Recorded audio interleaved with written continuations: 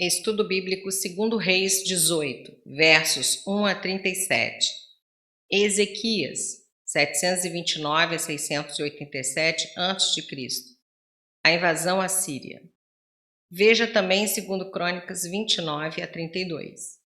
Ezequias foi um dos melhores reis de Judá. Reinou durante 29 anos, além de um período de corregência. Após lidar com Israel, no reinado de Ezequias, os assírios voltaram sua atenção à rebelde Judá. Laquis, que ficava na planície, uns 50 quilômetros a sudoeste de Jerusalém, foi sitiada e mensageiros foram enviados a Ezequias, 701 a.C. Os 3 mais altos oficiais assírios, verso 17, eram mestres em fazer guerra psicológica. Recusaram-se a ter uma conversa particular no gabinete de Ezequias e insistiram em fazer uma discussão em público. Meteram medo no povo falando em hebraico e não em aramaico, que era a língua diplomática, para que todos entendessem. Mas sua ostentação de que nem Deus poderia salvar Judá da Síria selou o destino deles. Verso 1, Ezequias. Reinou de 716 a 687 a.C. Seu reinado se destaca pelas reformas religiosas, pelo ministério de Isaías e pela libertação da invasão dos assírios. Verso 4, Neustã, quer dizer pedaço de bronze, serpente de bronze. Veja Números 21, versos 4 a 9. Isso demonstra a facilidade com que um objeto em si, inocente, pode ser usado de forma inadequada, depois que o mesmo já serviu aos seus propósitos. Verso 6. Se apegou ao Senhor. A história política e religiosa desse rei ocupa 3 capítulos inteiros do livro das Crônicas, 2 Crônicas 29, 1 a 2 Crônicas 31, 21. Verso 11. Sargon II, mencionado em Isaías 20, verso 1, espalhou os cativos para além do rio Eufrates, de maneira que o centro do império ficava entre eles e o seu território nativo. Veja as notas sobre a história da época dadas em 17, verso 6 e 17, verso 27. Verso 13. Subiu Senaqueribe. Durante a época em que os reis da Assíria, Tiglat-Pileser III, Salmanaser V e Sargon II, estavam reduzindo o reino de Israel a nada, Judá gozava de uma paz relativa em razão de sua posição geográfica mais isolada. Agora parecia que as conquistas da Assíria iriam se estender até o pequeno reino de Judá, para celebrar a ascensão do novo rei assírio no ano 705 a.C. Senaqueribe reinou até 681 a.C. A história da campanha de Senaqueribe e suas consequências é encontrado também em Isaías, capítulos 36 a 39, com algumas adições e omissões. Verso 14. Errei. Ou seja, não tenho forças para isto. Lucas 14, 31. É difícil calcular os valores monetários daquela época, mas talvez possa-se afirmar que Ezequias tenha pago o imposto de 10 toneladas de prata e 1 tonelada de ouro exigidos por Senaqueribe, aproximadamente 50 milhões de euros na moeda corrente atual. Verso 15. O filho sentiu-se forçado a seguir o mau exemplo do pai. Capítulo 16, verso 8.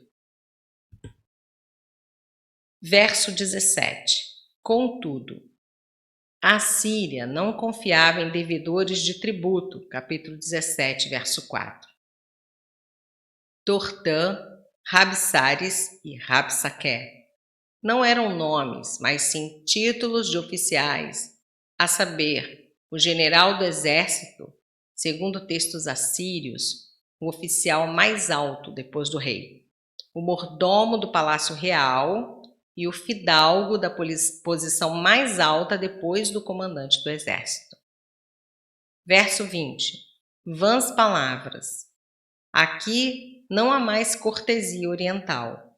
Os assírios confiavam totalmente nas forças militares e reconheciam que o poder do Egito se resumia em intriga e conversas vãs. Verso 21.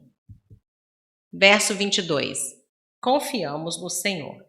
Depois de provar que Ezequias já não tinha nenhuma esperança de natureza humana, o Rabsaque quis mostrar que não haveria nenhum auxílio sobrenatural. Os agentes dos assírios deviam ter tido conhecimento das reformas de Ezequias, verso 4, mas, sendo pagãos, pensavam que a destruição de altares, ídolos e imagens seria um ato antirreligioso, desconhecendo a realidade daquela atitude, que era um ato da mais pura religiosidade. Versos 5 e 6. Verso 23. Empenha-te. Uma ironia cortante. Em relação à defesa, Ezequias tinha feito todo o possível, segundo Crônicas 32, versos 2 a 8. Mas se o Rabsaque quisesse provocar a ira do rei ao ponto de levá-lo a uma batalha em campo aberto, Ezequias não teria esperança alguma de sobreviver. Verso 25. Agora vem um apelo mentiroso ao espírito supersticioso do povo de Judá que estava escutando sobre a muralha. Foi isso que fez com que os oficiais do rei pedissem que se falasse na língua diplomática da época, o aramaico, verso 26. O hebraico, aqui chamado judaico, verso 26, é a mutação local daquela língua, que passou ao uso comum até os tempos de Jesus, que lia o hebraico como idioma sacro, bíblico. Verso 27.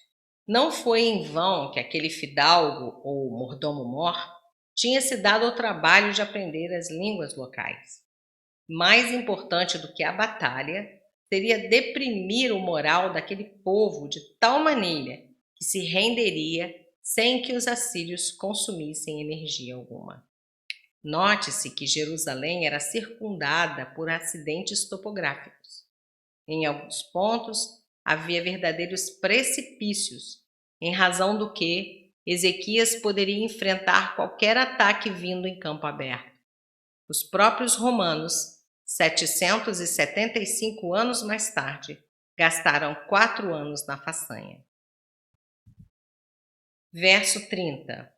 Tendo em vista as dificuldades para a conquista daquela fortaleza tão poderosa, Rabsaque tentou um apelo direto ao povo, em virtude de os oficiais reais se recusarem a fazer uma entrega oficial da cidade aos representantes de Senaqueribe. Seu intuito era persuadir o povo de que não havia mais esperança de resistir à invasão, verso 30, mas que haveria clemência sem outra igual para o povo, se ele se rendesse sem mais demora, versos 31 e 32. Caso contrário, o próprio Deus não teria mais poder para preservar Jerusalém do que os ídolos locais tiveram para proteger as cidades deles. Versos 32 a 34. Verso 34. As cidades aqui mencionadas com suas divindades locais eram cidades da Síria e de Israel que já se haviam rendido aos assírios.